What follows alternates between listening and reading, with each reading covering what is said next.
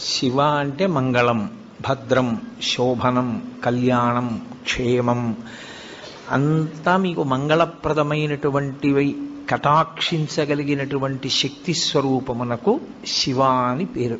అందుకే శివునకు అమంగళమునకు సంబంధం ఉండదు. అసలు ఆయన ఎన్నడూ అమంగళము చేయువాడు కాడు.